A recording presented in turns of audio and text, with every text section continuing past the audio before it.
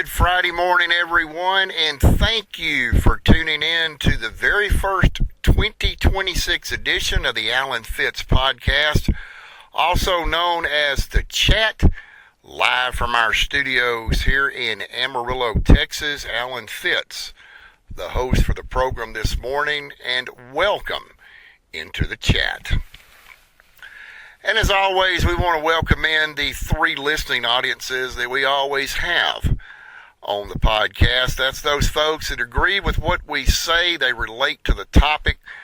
The second audience, people, those don't quite agree with everything that we say, but they do leave constructive criticism. And of course, last but not least, you have to include the haters out there. Incidentally, the haters said that we would not make it to 2026 with this podcast, and yes, we have done it. Folks, you don't have to worry about these people. All they do is sit behind a computer monitor and a keyboard. They're not going to be knocking on any doors or anything, trying to stop anything, so we don't really worry or even care about what they have to say. Well, we're going to start off the program this morning with some things that you might find interesting that is going on already here in the new year, 2026. It was a beautiful Christmas light display all the way up to New Year's. Houses, residences, businesses across Amarillo here. High fives to all of those folks that got out and spent their time decorating their houses, their properties. Lots of beautiful Christmas trees sitting in living room windows. So kudos to all those folks out there. Amarillo, ladies and gentlemen, if you haven't already found this out or don't already know it firsthand, they really take holidays serious up here, and Christmas especially, which is absolutely beautiful again this year. And again, we give a high five out there to all of those folks out there that got out and did that superb decorating. Speaking of celebrating Christmas in the new year, I want to start the program off this morning talking about city ordinances and how Amarillo police, and again, you have to remember that this is my program. I'm only one person, so it's only one person's opinion that I'm giving here, but Amarillo police, obviously lazy when it comes to enforcing city ordinances, especially when the clock strikes 12 midnight for New Year's. A lot of people out celebrating, bringing in the new year, shooting off fireworks, things of that nature, also shooting off guns. And we're going to get into the gun profile on the program here in a moment. But for those of you that do not live here in the Texas Panhandle capital city, whether it be on the Potter County side or the Randall County side, I want to bring up a point. And I guess, you know, Amarillo people, and I've said this on the podcast many a times, people up here kind of do what they want to do. I'm not saying that they disregard the rules and regulations, but people here will get on Interstate 40, will get on Interstate 27, and especially Interstate 40, drive 100 miles an hour, always driving to a fire that has obviously no smoke. They don't have anywhere to go. They wait till the last minute to leave, to go to work, to go to the grocery store, to go to the post office, wherever they're going. And they seem like they have to drive 100 miles an hour. They speed through school zones. They don't seem to care, but they won't run a red light. And if that doesn't raise a red flag in your mind, nothing will. But they also don't have any what I would call regard to safety when it comes to celebrating the new year here in Amarillo. There's actually a city ordinance here that prohibits the discharge of any fireworks inside the city limits. As a matter of fact, they've got signs posted all over town that can fine up to $10,000 for all of that foolishness. That even includes lighting a simple sparkler. That's considered a firework.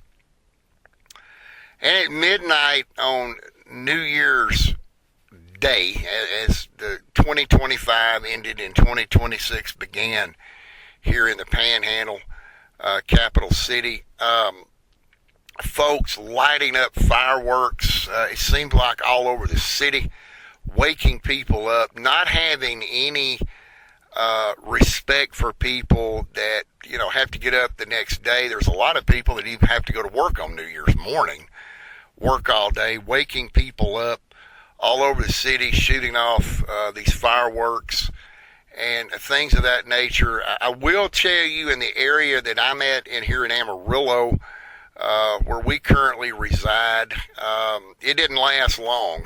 We could hear sirens going off, Amarillo PD cars flying past the residents here, heading back behind us, and they quelled those fireworks down rapidly. Didn't hear anything the rest of the night, but it brings me back to what I said earlier, folks.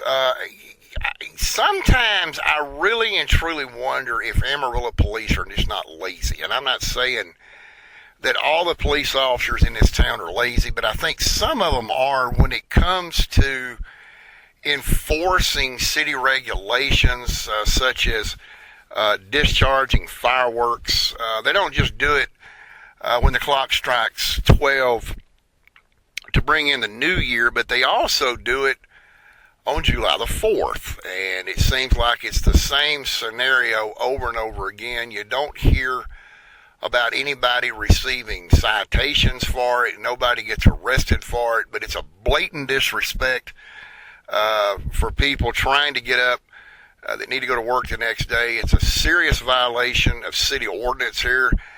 And the reason that I say that, I think that maybe some of the police in this town are lazy, you also have to remember that if they act on a call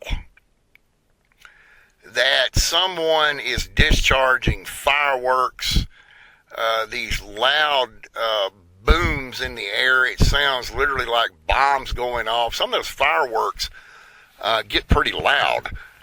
It really seems like that all the cops do is go locate the culprits or the actors that are shooting them off, and basically tell them, you got to stop. It's against the law, and then they leave.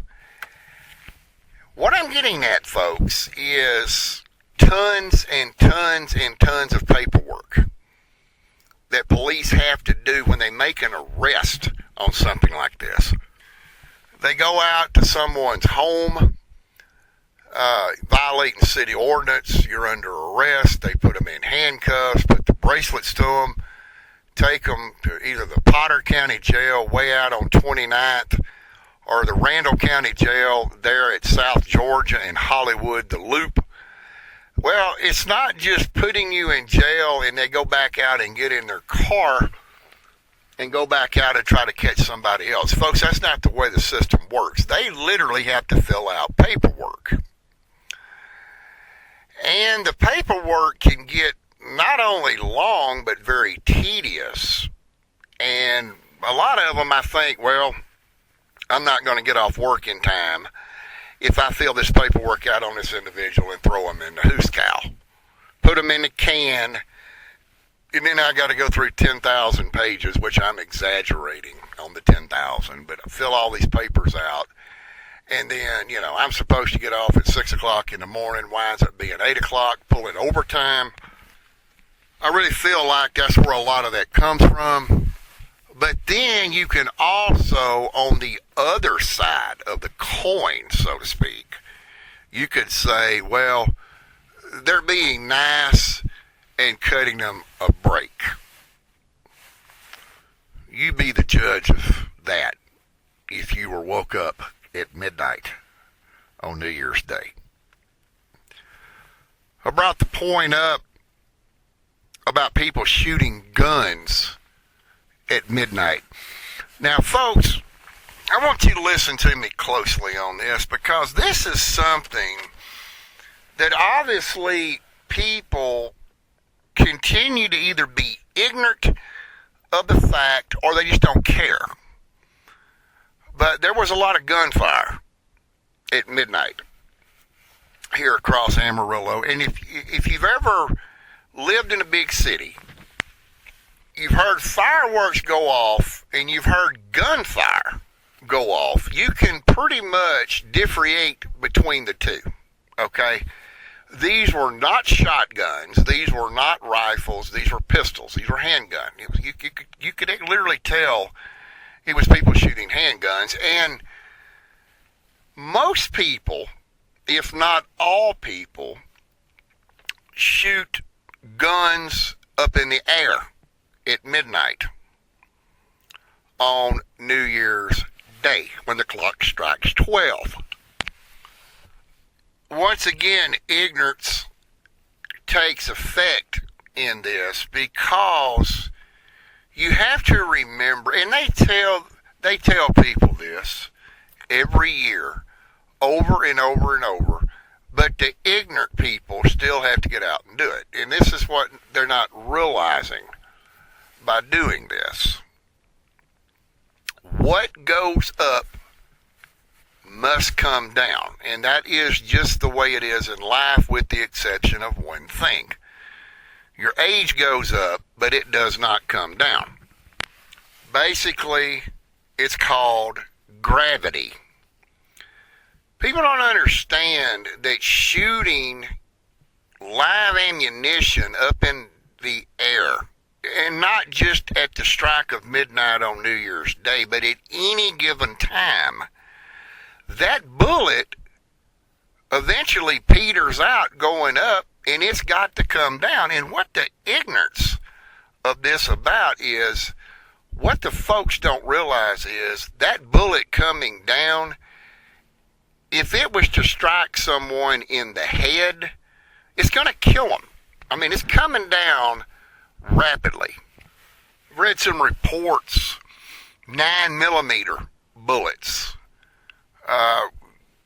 Once they hit their descent and they begin coming back down, it's over 150 miles an hour when it strikes something. And these people don't understand that are doing this. Not only is it ignorant, it's also illegal here in Amarillo, and I'll get into the law in that in just a moment. But, you know, you're shooting guns, you're shooting live ammunition up in the air, and it comes down and hits somebody in the head and kills them. They can charge you with murder. In this case, it would be involuntary manslaughter, because you didn't really have intent to kill anybody. What makes it illegal is, under Texas law, you cannot discharge a firearm in a municipality over 100,000 people.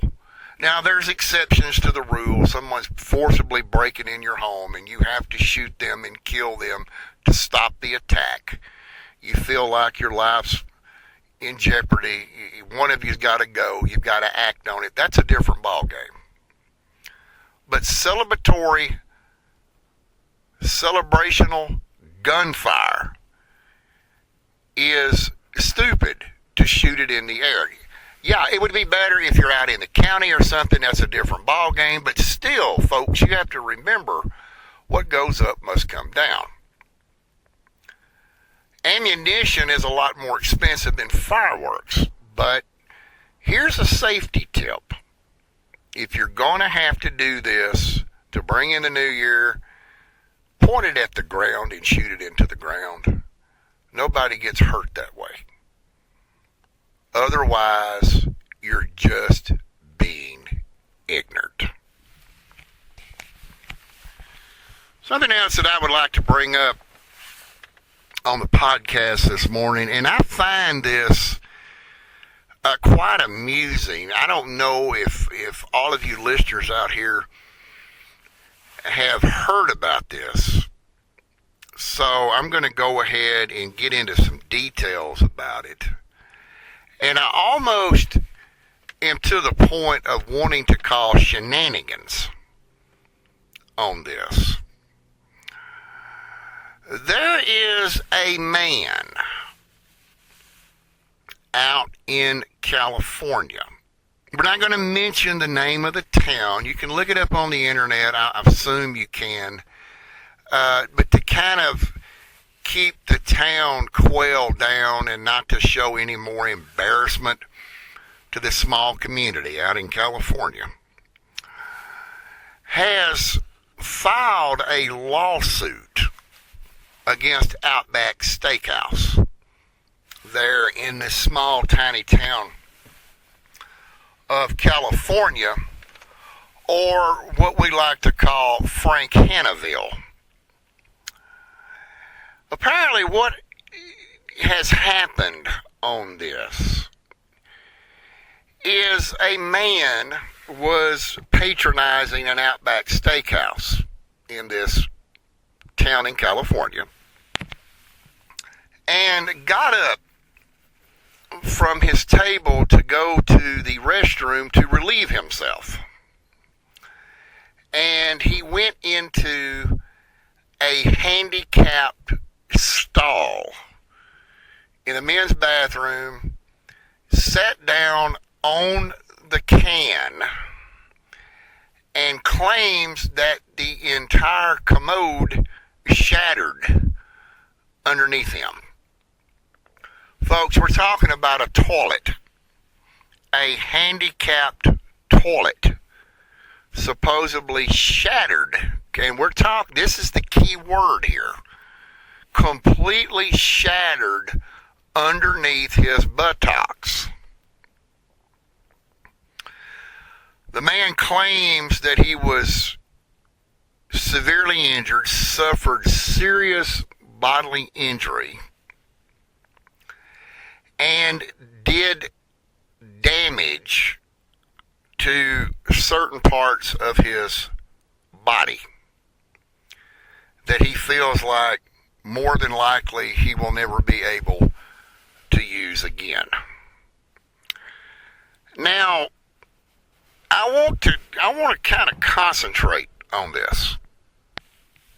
Let's go recap this again. The man gets up from the table where he has placed an order for food, goes into the men's bathroom to a handicapped toilet, the throne, the can, whatever you want to call it, takes his pants down and sits down on the seat, and the entire commode shatters beneath him, causing him to fall into the porcelain embedment of the toilet. The man says he was seriously injured.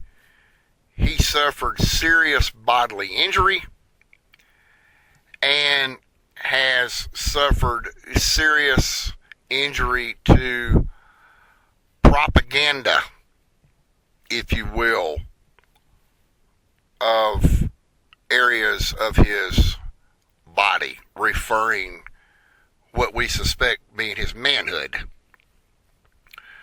that has been severely damaged, and he will no longer be able to, well, in the sense of the word, get a woman pregnant, if you will.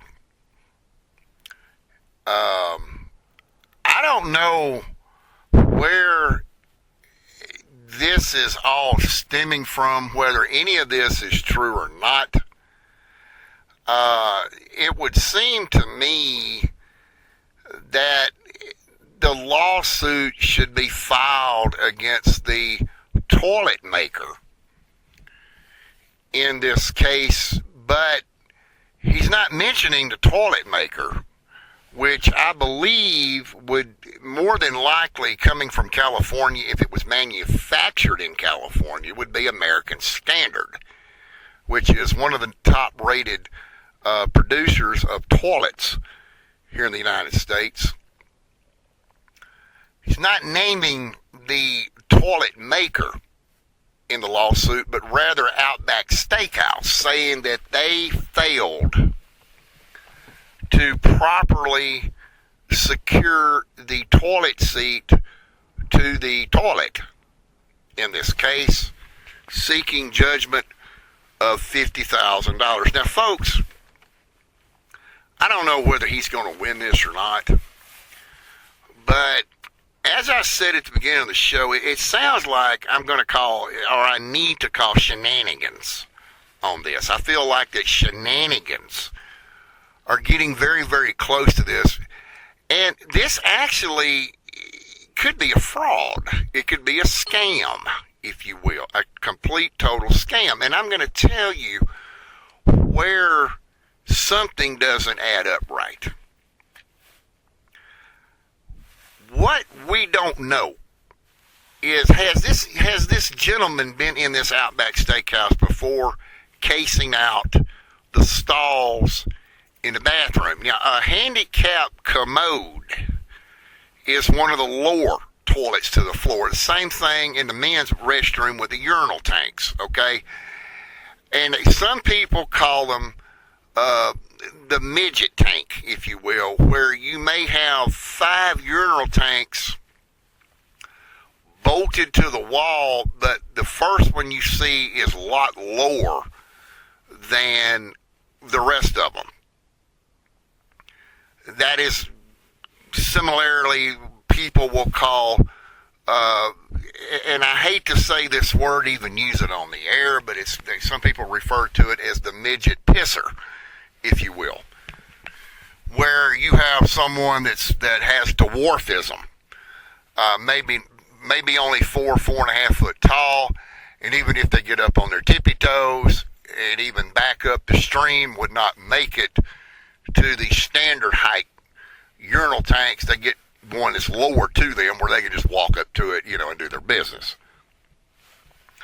How do we know that this individual that has filed this $50,000 lawsuit has not cased out this bathroom before inside this California Outback Steakhouse? Maybe possibly had a buddy go up in there, maybe tinker around with the bolts on the seat, or something of that nature, goes in the bathroom thinking that something else is going to happen that he can sue for, but yet the whole damn thing comes loose on him. And now he's been severely injured due to this. At first, when I first heard about this story, I thought, well, this is the United States of America. The good old red, white, and blue, where people are sue happy. I mean, ladies and gentlemen, look at it from a positive point of view. You look at somebody wrong, you're subject to a lawsuit, okay? It doesn't mean they're going to win it. But what could be happening in this scenario of this situation, of this type, it could be that this individual is just merely trying to tie up court time, somebody to feel sorry for him. They may not give him $50K, they may give him $20K just to shut him up and get him out of there. But also, in the same sense, feel like that this is going to be kind of hard to prove in a court of law, unless the man actually videotaped himself sitting down on the can when it shattered. Now, you can look at it from another point of view. He could have had somebody film him sitting down on a toilet which that case would have been thrown out because they already would assume, well, you knew something was wrong with it. So you wanted to sit down on it where somebody could watch you fall. And of course, you couldn't win anything in that situation. But could there is some type of hidden video that he has recorded himself sitting down on the throne when this situation occurred? The answer to that question in your mind should say no. Who would want to pull out a cell phone to film themselves sitting down on a commode? Unless there's somebody that's really freaky and they're trying to elaborate with something. Unless you're an Eva, a Karen, or a Sal, yeah, that would be possible. But in this situation in California, something is wrong with this, ladies and gentlemen. A commode shattered. I mean, it's like you sit down on it and the whole framework, toilets are made from a porcelain mold in a manufacturing facility. Sitting down on, get this picture in your mind that you sit down on a commode and it just implodes, so to speak, shatters, and down you go. I call a shenanigan on this because if the toilet was defective, if the porcelain was cracked, if there was something that was obvious on this commode, you would think that management of the Outback Steakhouse or even an employee that comes in to scrub the toilet would notice this. A cracked toilet would also leak water onto the floor. Now, there was no mention in the lawsuit that was filed that he observed any type of water or any type of fluids around the toilet before he sat down on it. He basically said he sat down on the seat and the toilet shattered. Think about it. Do you believe that this is legit? Do you believe this could actually happen? There was some kind of defect in the toilet bowl itself, whether it be on the inside of the bowl, on the outside of the bowl, possibly. And you're not going to find, in a lot of restaurants, you're not going to find a tank on top of a commode. You generally have the pipe that runs out of the wall, and you have the flusher handle, and you just sit down. They didn't really specify what type of toilet this was. It's just a handicapped toilet, which more than likely has no tank. It had no extra weight on it.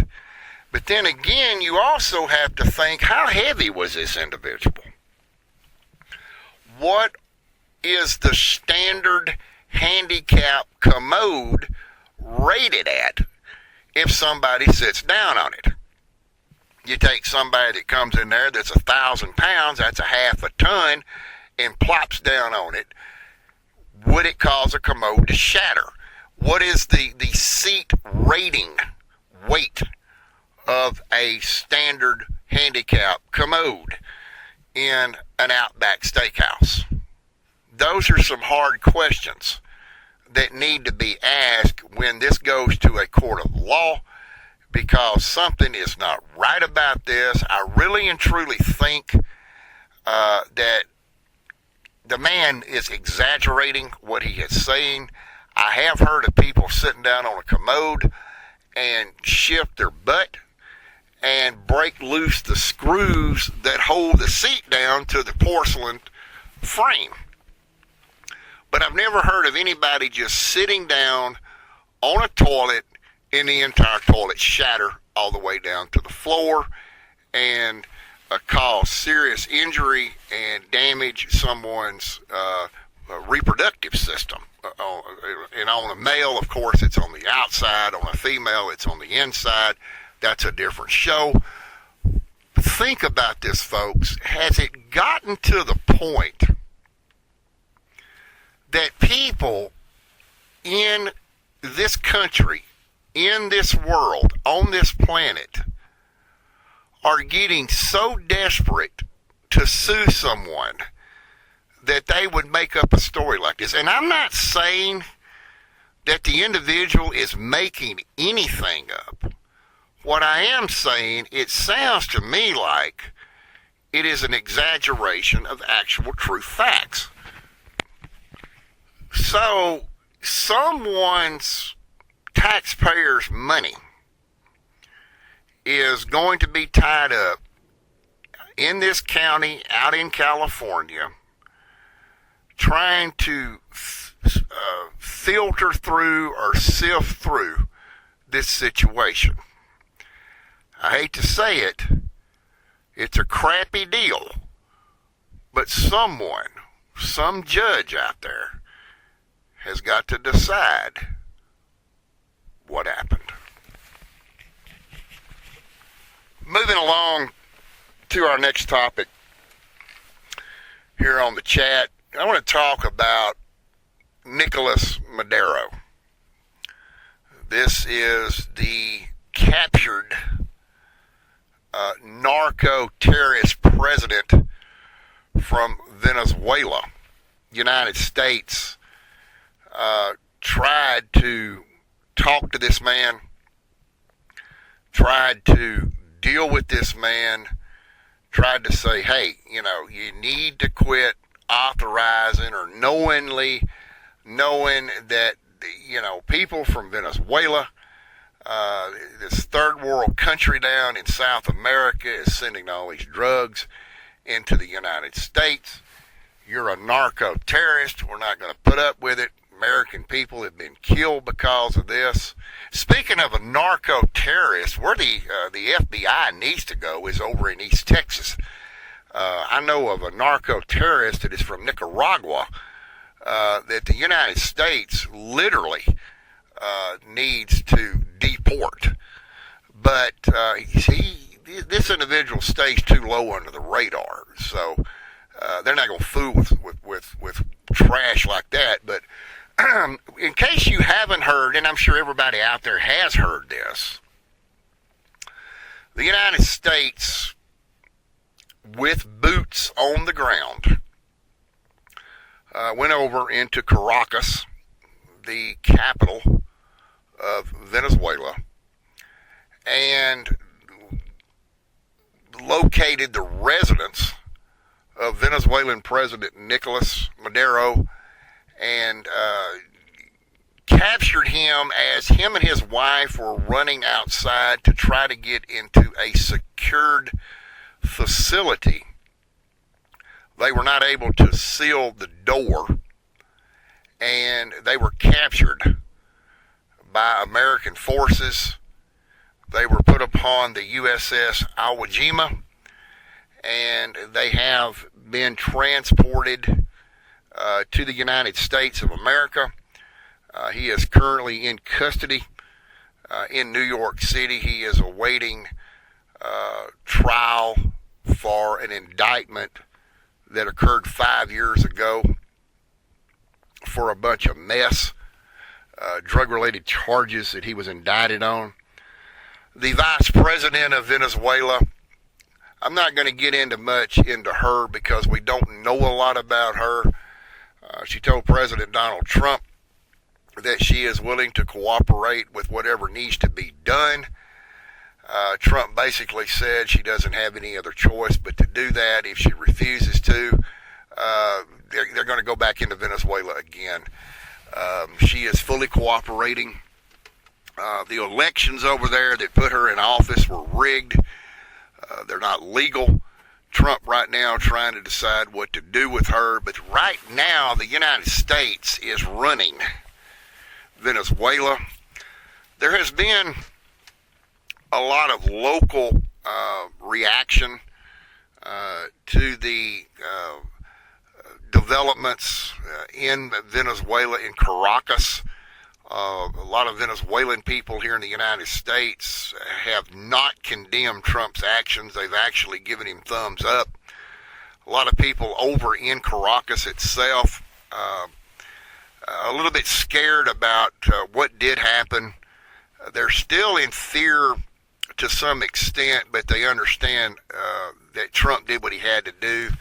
They feel more leisurely now. They feel more at peace. They're not under that iron fist rule from Maduro, kind of like back in Cuba years and years ago, where Fidel Castro ruled Cuba for decades with an iron fist. We're just going to have to see where this goes. I know that Nicolas Maduro is a fraud. He's a scam. He has a lot of ties to the drug lords, the cartels. He has a lot of ties to Nicaragua. He has a lot of ties to those third world countries all over South America, where at Colombia, where a lot of the drugs are manufactured. This mess has been going on for years. It's nothing but a mess.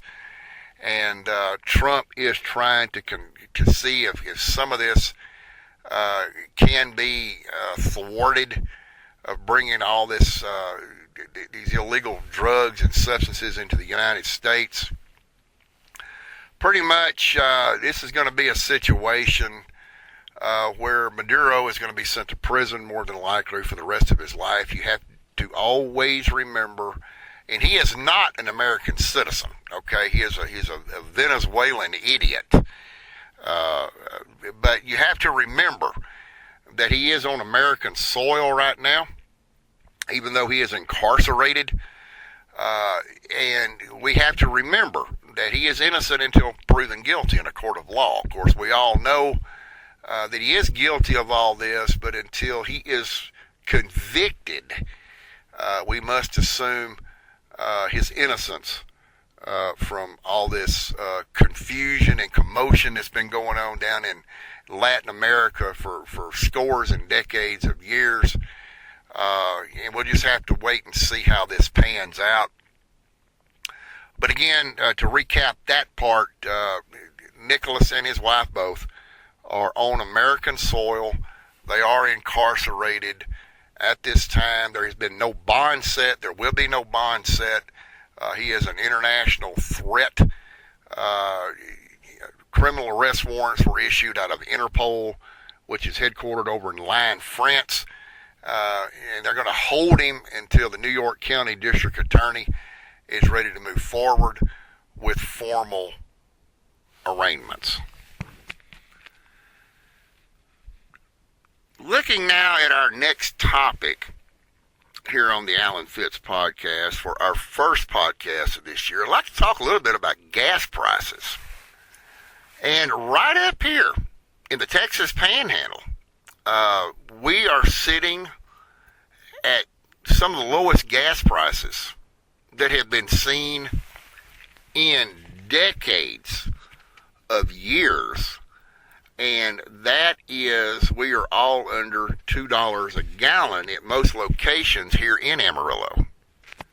Now, one of the reasons that I'm bringing the gas prices up, this was one of the first times, and as long as I could remember, that both Thanksgiving and Christmas travel traffic was even under the $2.50 mark. And that's strictly here in the Texas Panhandle. Now, last weekend, I was in East Texas myself. I had to make a trip down to East Texas over last weekend. And I noticed it was running somewhere $2.39 to $2.59 across most of the areas. One of the cheapest places that I remember going to was traveling through Childress, which is just to our southeast, where the gas actually began coming back down. It was back down around the $1.99 mark. Around the Tyler area, gas prices were about $2.29.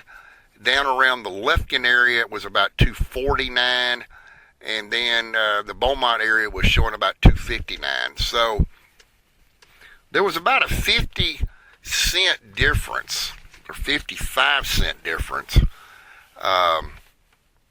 between the 600 miles that I traveled. Most of the fuel along the interstates, Interstate 20 through the Dallas, Grand Prairie, Arlington area, were all pretty stable. But here in the Texas Panhandle, the lowest that I could find, and actually this is a pre-recorded version of the chat, was $1.97 here in Amarillo, and that's over at the QTs. There's only QTs, which are quick trips here in Amarillo. One is at I-40 and Eastern. The other is at Bell and I-27. Both respectively running about $1.97 a gallon. So that's where I want to bring up where I'm going with this next little turn that I'm getting to. And I want to talk about an app that you can put on your phone. It's called Upside. And basically what you do is you just simply download the app and it automatically knows your phone number. So if you happen to go get some of these good deals off of this and then you delete the app and put it back on your phone, you're not going to get these discounts. It knows your phone number because it collects that cookie data from your phone when you download the app. The other day, before I made the trip to East Texas, I paid $1.61, and I was getting about a 40-cent discount on fuel. And this only occurs when you first download the app, and it's called Upside. And basically, folks, the way this works is you download the app, and then depending on where you're at, you just open the app up and it pops up these participating areas that you can stop, claim the discount on the fuel, and you get cash back. And the way it works is, for an example, before I made my trip to East Texas last weekend, I stopped at the Walmart at Grand and I-40. Now, this is over on the east side of the interchange, on the east side of Amarillo. And the price of fuel was actually $2. I filled up at a price of $1.61. And the way this works, you claim the offer on the app. You go ahead and get as much fuel as you want. Then it's going to make sure you tell it you want a receipt before you start. Then the receipt spits out. You take a picture of the receipt. You have to answer a few questions about the receipt. Then you are reimbursed, in that case, or in my case, I should say, 39 cents a gallon for fuel. So I got 20 gallons. Well, that is $7.80 that I saved by using the Upside app. It took about 15 minutes, and that $7.80 appeared on the app itself. Now, you can cash it out anytime you want, folks. You can also, in this situation, and I've had to sift through the Upside app. You can send it, if you want cash, you have to have a PayPal account. You can send it to your PayPal account, or you can send it to digital merchandise cards. For an example, you can send it to Amazon. You can send it to Walmart. And when you send it to one of these digital cards, you have to make sure you already have a digital card on file. This is where you would go in like to Walmart or Dillard's or wherever it allows you to forward your earnings, and you just tap your phone like you would, say for an example, a Cash App card. If you physically have one, you could either insert it, swipe it, or tap it. Well, this is the same way. A lot of people, you'll notice at Walmart nowadays, have these digital credit cards. They'll just walk up to the register, open the app up, and they hold their phone over the sensor, the reader of the credit card machine itself, and it takes the payment. There is no limit of how much you can earn. There is also no limit of how long you can leave it in your account. Normally what I do on mine is I'll leave it in the account for about a year. Start in December, 1 year, cash out in December the next year. The way I buy fuel now, it's a rough estimate. I'm probably going to have around $450, $500 by the end of the year. But if you're one of those kind of people that do a lot of driving and you spend your credit card for this is one of the best ways that you can get cash back. Just basically anytime you want it, let it build up. Like I say, if you want to build up 6 months and cash it out to your PayPal, that's fine. But it really does work. I will attest to that. I am a verified witness to this. And it's kind of fun to do it, but you don't get to fill up just wherever you want to. You may have a favorite gas station that you fill up with. Personally, I use QT here in Amarillo to fill up at. Toot and Totem, which is our major convenience store chain here in Amarillo, they are not a participating sponsor with this. I'm not really sure how Upside went about getting these stores to participate in this. I'm not really sure where Upside gets its money from, but it is legit. Again, I will attest to that. I'll fully attest to it. And so if you're one of those kind of people that drive a lot, and you don't have to use a credit card. Well, actually, with the Upside app, yes, you do. You can't pay cash. Because what the receipt spits out is something that Upside looks for. It's the last 4 digits of the credit card that you're using, and you have to use it between certain times of the day. There's like a 3-hour leniency period between this. But all that information can be read on the Upside app. And I'll say it again before we move on to our next topic. If you're one of those kind of people that like to get cash back for anything, and I think everybody likes to get a little cash here and there, you pay the full price, but it does reimburse you for your fuel in a cash value, whether you want it, again, on a digital shopping card, for example, Walmart or something like that. There's actually restaurants you can go into, and you can get up to like 30% back on your bill. First-time users, you have a code you put in. You have to kind of look for it, but it'll give you somewhere between 35 and 50 cents off. Then after that point, you have to just kind of look for the gas stations that offer bigger discounts. Most of them are only a penny back. Some of them offer 5 cents back. And there have other stores that offer up to 10 cents, 12 cents, 15 cents a gallon off. QT is a participator in this, and also Cefco is a participator here in Amarillo along with Circle K.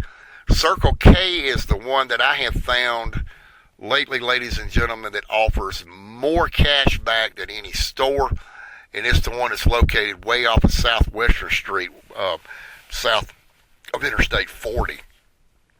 They seem like daily they offer bigger cash backs than where I normally get fuel, but I always go to the closest locations when I do get fuel. So check it out. The app is called Upside.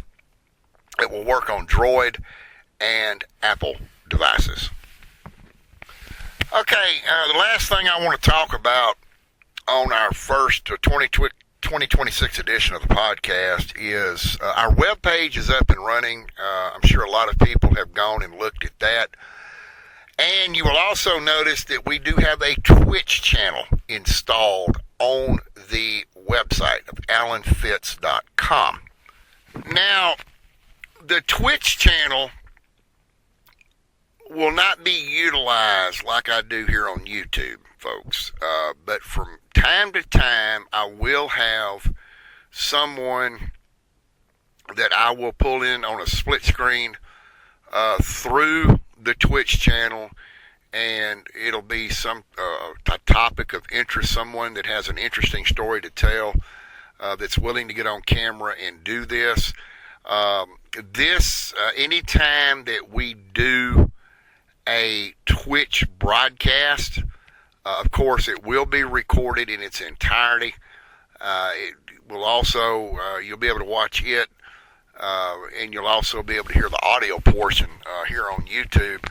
But it will be sponsored by Able Auto Sales here in Amarillo. Quality vehicles at a quality price, located up on 10th Avenue here in Amarillo. They are the sponsor anytime that we do a Twitch broadcast. So you can go by there, and if you're looking for a good used vehicle, go by and talk to those good people up there at Able Auto Sales, and they'll get you in a vehicle, and they'll even finance it for you at reasonable prices. Again, that is Able Auto Sales. Quality vehicles at quality prices, 10th Avenue here in Amarillo. We've been having some very unusually warm weather here in the capital city of the Texas Panhandle. As a matter of fact, Christmas Day, just a couple of weeks ago, we got up to 85 degrees here in Amarillo. A lot of folks, you could smell the barbecue grills. It seemed like all over the city. A lot of people that did not leave town for the holidays got out and grilled, had a really great time. But it makes you wonder what's in store for us up here. Our really cold months that kick in are January, February, and early part of March. Although we have seen freezes here in Amarillo, and especially up in the northern upper Texas Panhandle, as late as a week or two past Easter, even into early May. Been doing some checking with the weather patterns and reading some of the data.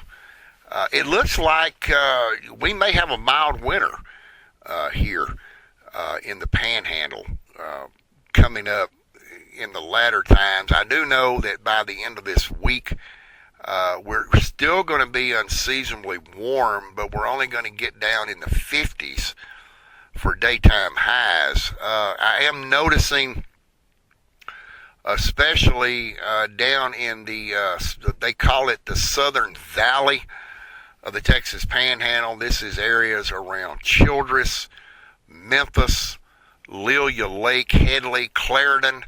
A lot of the cotton is beginning to rebloom again.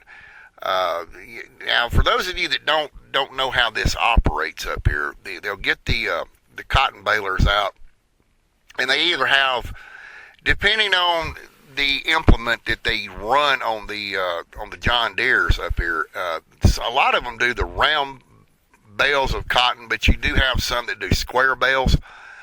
A lot of the seed that fell off in early December, and generally they begin picking up the final cotton here in the Panhandle just before Thanksgiving, but the weather patterns were warm up here, so they did an extra bale. A lot of the farmers did. A lot of that seed that comes out of the bowl hit the ground, and because of the warmer weather, it looks like the first round they're not even having to replant. They're actually having to reharvest it. So if you're planning a trip down from South Texas, Central Texas, out in the Hill Country, East Texas, and you happen to be making a trip up this way, maybe going to Carlsbad Caverns or over in Albuquerque, New Mexico, or over to Arizona and California, it's going to look like snow in a lot of places here. The cotton fields are in full bloom. So this is easing a little bit of the pressure off of the farmers from a lot of these tariffs that President Donald Trump has implemented on a lot of the imports and exports of the goods coming and going from the country. So a lot of the farmers are taking advantage of this, and they are going out and getting ready for first year's bail up, if you will. So if you see a farmer out there, they may be standing around talking, and you have a minute or two to spare, and you're not really in a rush, pull over on the side of the road and thank those farmers for what they're doing, because they've really had a hard time with the tariffs that have been implemented, and they need all the support they can get.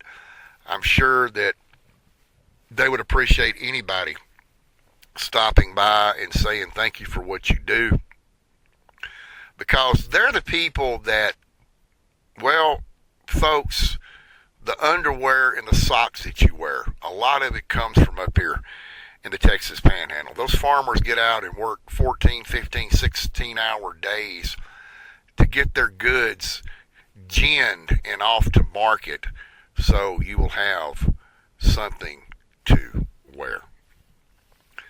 That is going to wrap it up for this edition of our first 2026 podcast.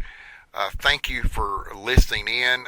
As always, remember you can tune in to our YouTube channel. That's youtube.com/at Alan Fitz Podcasting. Each Monday, it will reveal the topic that we will be discussing on the upcoming Friday podcast, because at this time, and we're going to continue doing this for a while, all of our podcasts are being pre-recorded. Eventually, we will be doing them completely live on YouTube, and of course, eventually we will get around to the Twitter broadcast, but this is early in the year, people just coming off the holiday schedules, so we're going to let a little bit of time go by, and then we're going to find someone out there, or those individuals that have an interesting story to tell, and share that information with you. We're going to keep an eye out on this, again, this $50,000 commode lawsuit with Outback Steakhouse out in California. Hopefully next week we'll have a little bit more information to share with you, but we will keep an eye on things and let you know how that's moving about, and even if the outcome comes, we will let you know where that is going. Again, that sounds like someone possibly maybe implementing some kind of fraud, scam, or deceit on someone, but then again, we're dealing with a commode here, folks. We're just going to have to wait and see if the situation is stinky or not. Again, thank you for tuning in to our podcast for today. We will have another podcast for you next Friday. Again, go to our YouTube channel. It's youtube.com/the Alan Fitz Podcasting on Monday of each week to learn of the new topic. We are back on regularly scheduled podcasts each Friday now, since all the holidays are over with, so you can count on that each Monday, and then the podcast to follow 4 days later on Friday. It is always a pleasure to bring you this weekly edition of the chat. We're going to be looking at going a little bit more in depth with our topics. Again, they're going to be running right around 55 to 60 minutes each week. So, they're, like I say, they're pre-recorded. They're put on our YouTube channel, so you can listen to them at your convenience. And as always, we will keep you informed when we're going to use Twitch. And again, when the next topic of YouTube, the podcast comes out. Again, you can check that each Monday on our YouTube channel. So until we meet again for the next edition of the chat, this is Alan Fitz saying have a great Friday, a wonderful weekend, and we'll see you again next Friday. Until then,